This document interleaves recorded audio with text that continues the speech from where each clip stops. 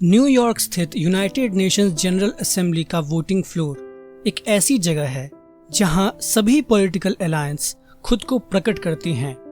इस रूम में ऐसे विधानों पर विचार किया जाता है जिसका असर पूरी दुनिया पर होता है। करीब 50 साल पहले ऐसे ही एक विशेष वोटिंग की गई जिसका असर आज तक पूरी दुनिया में कायम है।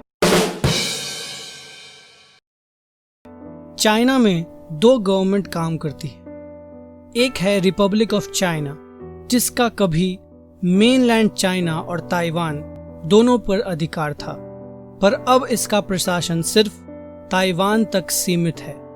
और दूसरी है पीपल्स रिपब्लिक ऑफ चाइना जिसका अधिकार मेनलैंड पर है। दोनों ही ये दावा करती हैं कि सारी चाइनीज टेरिटरी पे उसका अधिकार है, जिसमें ताइवान और मेनलैंड शामिल है। और इसलिए 1971 में यूनाइटेड नेशंस को ये डिसाइड करना था कि कौन सी गवर्नमेंट चाइना को रिप्रेजेंट करेगी। इसको दूसरी भाषा में समझें तो चाइना पर मूल रूप से किसका अधिकार है, क्योंकि यूनाइटेड नेशंस में कोई एक ही हो सकता है। यूएस उस वक्त में वो सुपर पावर था जिसने पीपल्स रिपब्लिक ऑफ चाइना का विरोध किया था, क्योंकि उस समय यूएस और रिपब्लिक ऑफ चाइना का पॉलिटिकल और मिलिट्री रिलेशंस काफी अच्छे थे। तो एक तरह से समझे तो ये वोटिंग यूएस और उसके समर्थक वर्सेस वर्ल्ड था। जिन 35 कंट्रीज ने पीपल्स रिपब्लिक के अगेंस्ट वोट किया उसमें से ज्यादातर देश अफ्रीका के थे। Central African Republic, Chad, Gabon, Liberia, Niger, South Africa और भी बहुत सारे जिन्होंने यूएस का साथ दिया। गौर करने वाली बात यह है कि भारत ने उस वक्त पीपल्स रिपब्लिक ऑफ चाइना के लिए वोट किया था। यूएस के प्रयासों के बावजूद ये रेजोल्यूशन पास हो गया और चाइना को रिप्रेजेंट करने का अधिकार रिपब्लिक ऑफ चाइना से छीनकर पीपल्स रिपब्लिक ऑफ चाइना को दे दिया गया। लेकिन 1971 के बाद काफी कुछ बदल चुका है। 2007 में ऐसे ही एक रेजोल्यूशन पर वोटिंग के लिए यूनाइटेड नेशंस की मीटिंग हुई जिसका मुद्दा था ह्यूमन राइट्स वायलेशन, जो कि नॉर्थ कोरिया में हो रहा था। और नॉर्थ कोरिया के बेस्ट फ्रेंड होने की वजह से ये वोटिंग चाइना और उसके समर्थक वर्सेस वर्ल्ड था।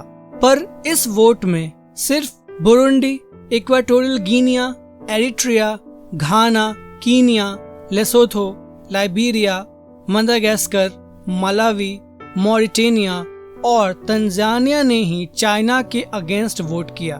बाकी 43 दूसरी अफ्रीकन कंट्रीज ने या तो खुद को वोटिंग से अलग कर लिया और या चाइना के साथ नॉर्थ कोरिया के लिए वोट किया, क्योंकि दोनों वोटिंग के 40 सालों के बीच राजनीतिक संबंध बदल चुके हैं। अफ्रीका अब यूएस को नमन नहीं करता है। महाद्वीप का बहुत बड़ा भाग अब इकोनॉमिकली और पॉलिटिकली दुनिया में सबसे तेजी से बढ़ते सुपर पावर के दोस्त बन चुके थे, चाइना के दोस्त। और इसका सीधा जवाब है इसलिए क्योंकि चाइना ने बहुत सारे पैसे अफ्रीका महाद्वीप पे लगाए हैं, वो दोस्त खरीद रहे हैं। एग्जाम्पल के लिए चाइना ने $3.2 बिलियन का रेलवे कीनिया में बनाया है, जो कि 300 मील का है और कीनिया की राजधानी नैरोबी से मोम्बासा तक जाती है, जो कि दूसरी सबसे बड़ी शहर और मुख्य बंदरगाह है। ये दूरी 4 घंटे 30 मिनट में पूरी की जा सकती है, जो कि हमारी सबसे तेज ट्रेन वंदे भारत से भी करीब 30 मिनट तेज है। चाइना ने गिनिया में $526 मिलियन का डैम भी बनाया है, जिसने उसे पावर शॉर्टेज को ठीक करने में मदद तो किया ही है, साथ ही अब वो एक्स्ट्रा पावर जनरेट करके अपने पड़ोसी देशों को बेच भी सकता है। चाइना ने आदिस अबाबा में $475 मिलियन का लाइट रेलवे सिस्टम भी बनाया है, जिसने शहर की ट्रैफिक को बहुत हद तक कम कर दिया है। ये तो बस कुछ एग्जाम्पल्स हैं। अफ्रीका में चाइना के दूसरे 100 ऐसे इंफ्रास्ट्रक्चर प्रोजेक्ट्स होते हैं हर साल। पूरे अफ्रीका महाद्वीप पर चाइना हर छोटी से बड़ी प्रोजेक्ट में योगदान कर रहा है, जो कि अफ्रीका की इकोनॉमी को बदल सकता है। पर इम्पोर्टेंट बात यह है कि ये सब प्रोजेक्ट्स मुफ्त में नहीं हैं, बिल्कुल भी नहीं। ये तीनों ही प्रोजेक्ट चाइना के सरकारी bank the export import bank of China ने फिनेंस किया और इसलिए इस लोन को ऑफ कोर्स इन सभी कंट्रीज को वापस चुकाना होगा। किसी भी आम बैंक के लिए अफ्रीका में इतने बड़े इंफ्रास्ट्रक्चर प्रोजेक्ट्स में इन्वेस्ट करना रिस्की हो सकता है और इसलिए फिनेंस होना मुश्किल हो, पर चाइना के बैंक को किसी बात की परवाह नहीं है।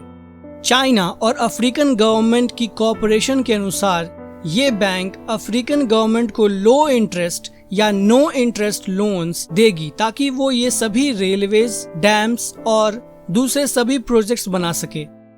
इन लोन्स को एक तरीके से फॉरेन एड माना जा सकता है क्योंकि चाइना को पता है कि उसके पूरे पैसे शायद वापस न मिले और मिले भी तो कोई प्रॉफिट नहीं मिलने वाला क्योंकि इतने कम रेट्स चार्ज किए जा रहे हैं। इसलिए एक बहुत बड़ा रिस्क है कर्ज का। लेकिन जाहिर है चाइना ये सब भलाई के लिए तो कर नहीं रहा, हर एक के लिए उसके पीछे एक राजनीतिक मकसद है।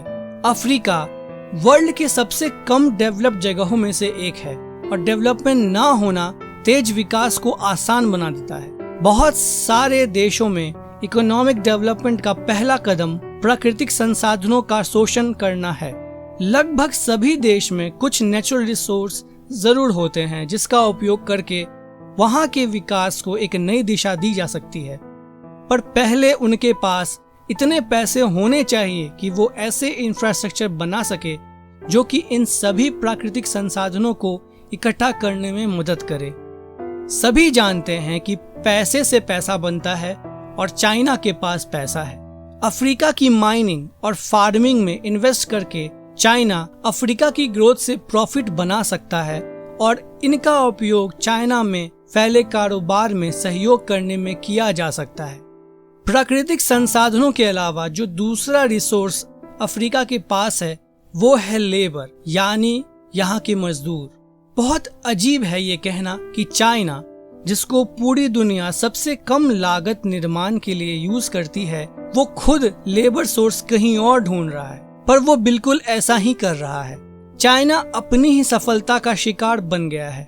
चाइना की मैन्युफैक्चरिंग इंडस्ट्रीज ने जो इकोनॉमिक डेवलपमेंट यानी आर्थिक विकास चाइना को दिया, उसकी वजह से इसकी ज्यादातर पॉपुलेशन मिडिल क्लास की हो गई है, जिस वजह से लेबर कॉस्ट पूरी कंट्री में महंगा हो गया है। इसलिए चाइनीज मैन्युफैक्चरिंग फर्म्स अपने काम अब अफ्रीका में सेटअप कर रहे हैं, जो कि सबसे सस्ती लेबर मार्केट है पूरे वर्ल्ड में।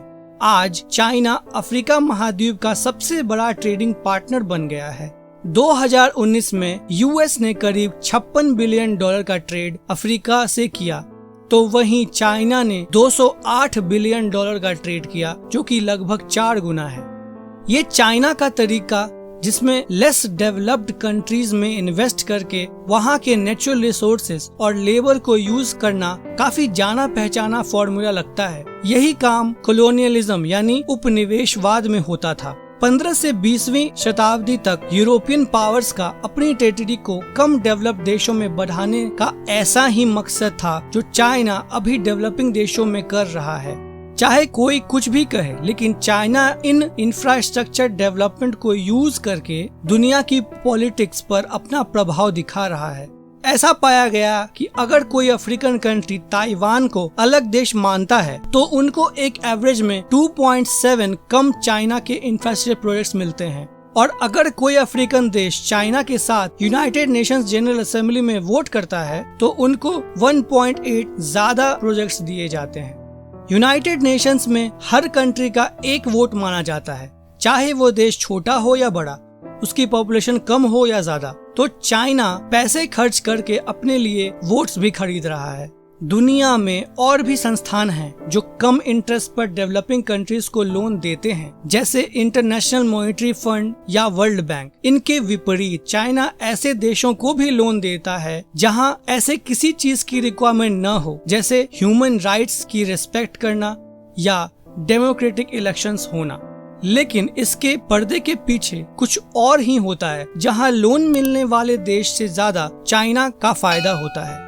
वेस्टर्न कंट्रीज भी ये जानते हैं कि पावर ऐसे देश की ओर शिफ्ट हो रहा है जिसके आदर्श सबसे अलग हैं। 2017 में चाइना भी सेलेक्ट क्लब में शामिल हो गया जब उसने दिबोती में मिलिट्री बेस की शुरुआत की। दिबोती में 4 अन्य देशों के भी बेस हैं, फ्रांस, इटली, जापान और यूएस। लेकिन ये बेस थोड़ा खास है क्योंकि ये विदेश में चाइना का पहला मिलिट्री बेस है। दुनिया में सिर्फ 15 ऐसे पावरफुल देश हैं जिनके बेस अपने देश से बाहर हैं और चाइना भी इसका हिस्सा बन गया है। इसके बाद चाइना ने 2 और बेस बनाए, एक म्यांमार के ग्रेट कोको आइलैंड में और दूसरा तजिकिस्तान के गोर्नो बदाख्शान के साउथ ईस्ट में।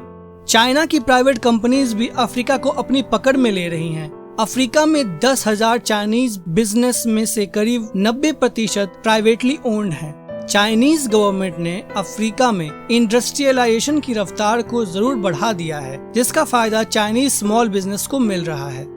इस वक्त तो अफ्रीका चाइना के लिए रिसोर्स और लेबर का सोर्स बना हुआ है और जब तक पूरी दुनिया का ध्यान अफ्रीका पर जाएगा तब तक शायद वो चाइना का हो चुका।